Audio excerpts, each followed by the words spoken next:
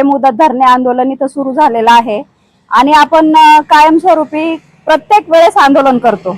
आतापर्यंतची तर मी पार्श्वभूमी पाहिलेली आहे। कितीतरी वेळा आपण इथं आदिवासी प्रकल्प कार्यालयापाशी कितीतरी वेळा आंदोलन केलेले आहेत, तरी सुद्धा जर ह्या शासनाला जागच येत नसेल।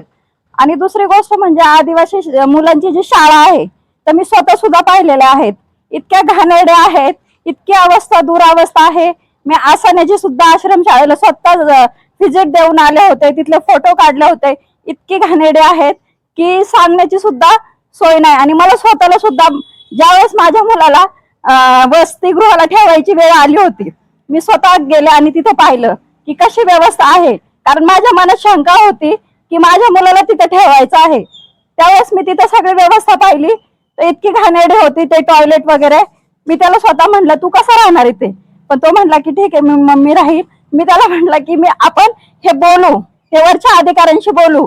पाण्याची सोय सुद्धा तिथं नसते, कधी कधी लाईट नसते, कधी कधी पण भरमसाठ वीज बिल तर ती भरतात, पण मग ती कशाची भरतात आणि कशासाठी हे पैसे कुठे जातात हे कुणाला सांगत नाही, आपणही त्यांना विचारत नाही। आणि इतके सारे आपले आदिवासी जी मुलं आहेत त्यांच्या पाठीशी उभं राहायला सुद्धा जर आपण इथं नाही आलो आणि त्यांना पाठिंबा नाही दिला तर मग हे चुकीचं आहे।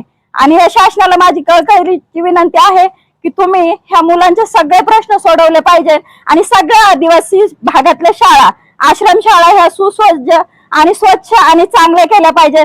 कारण तिथं आमची मुलं घडतात, मुलं शिकतात, कारण ती पुढच्या पिढीचे एक भविष्य आहे, देशाचं भविष्य आहे। आणि जर आपण त्यांना जर चांगल्या पद्धतीने जर जीवन नाही दिलं, त्यांना चांगलं शिक्षण नाही दिलं, त्यांना चांगलं नाही घडवलं तर आपला देश कसा घडणार हे ह्या शासनाला कळलं पाहिजे। स्वतःची मुलं शिकवताना स्वतः प्रायव्हेट शाळेला घालतात, बाहेर देशामध्ये युनिव्हर्सिटीमध्ये घालतात, मग तुम्ही आश्रम शाळेची अवस्था पहा, तिथं तुमची मुलं घालून पहा, मग कळेल तुम्हाला की काय आहे आणि काय नाहीये। तिथे जेवणाची व्यवस्था सुद्धा चांगली नाही। मी 2 दिवस त्या हॉस्टेलमध्ये गेले, मला स्वतःला जेवायला सुद्धा इच्छा झाली नाही, खरं सांगते।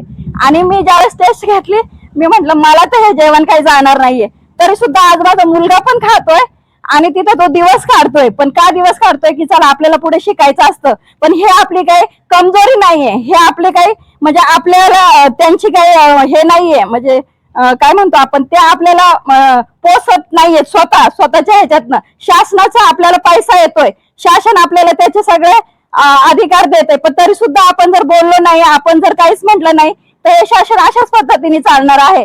आणि खरंच खूप घाणेरडी आहे। आता आमदार साहेबांनी पण बऱ्याच शाळांना काल परवा सुद्धा म्हणतात व्हिजिट दिला आपल्या आश्रम शाळेवर, पण मला एकच सांगायचं आहे की त्यांनी कुठेही असं टाकलं नाही की बाबा ह्या शाळेमध्ये इथे इथे ही घाण अवस्था आहे, इथे इथे असं आहे, म्हणजे चुकीचं यांना काहीच दिसलं नाही का, काहीच दिसलं नाही का? फक्त जे दुसरे लोक जातात त्यांना चुकीचं दिसतं का? मग त्यांनी चुका सुद्धा मांडल्या पाहिजे स्वतःच्या। आज जर ते इतके वर्ष आमदार आहेत त्यांनी थोडं तरी शाळांवरती लक्ष द्यायला पाहिजे होतं।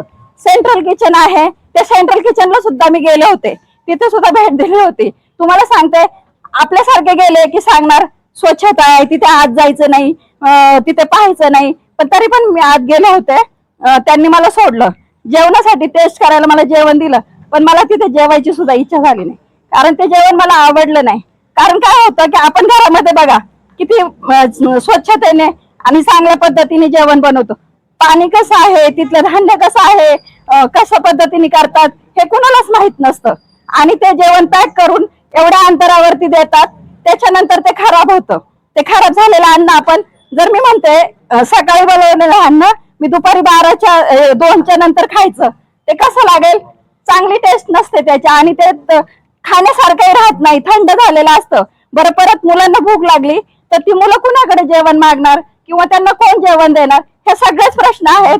आणि पाणी सुद्धा प्यायला तिथं फिल्टर पाहिजे, मी म्हणते गरम पाण्याचे सुद्धा त्यांना गरम पाणी सुद्धा पाहिजे, गिझर पाहिजे, पण काही गाद्या पण नाहीयेत, त्यांना बेडशीट व्यवस्थित नसतात।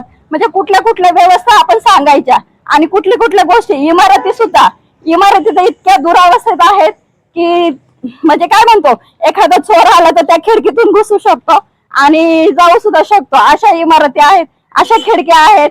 आणि तुम्ही सांगा आता मागे आपण पाहिलं राजपूर शाळेमध्ये सुद्धा की 2 साप घुसले होते, एवढी छोटी मुलं होती, त्या मुलांनी सांगितलं उद्या काय झालं असतं तर म्हणजे ह्याच्यावर कुणाचंच लक्ष नाही। आज असे कितीतरी घटना आहेत, म्हणजे प्रत्येक वेळेस आम्ही आमची मुलं ज्यावेळेस आदिवासी हॉस्टेलला पाठवतो त्यावेळेस कुणाच्या भरोशावर पाठवायची आणि कुणाच्या ह्याच्यावरती पाठवायचं जर त्यांचं भवितव्य तिथं सुरक्षितच नसेल. माझा हा शासनाला प्रश्न आहे आणि मी ह्या शासनाला एवढं सांगू इच्छिते की जर ह्या शासनाने ह्या मुलांच्या मागण्या मान्य नाही केल्या तर आम्ही शेवटपर्यंत ह्यांचं आंदोलन चालू आहे तोपर्यंत सोबत आहोत.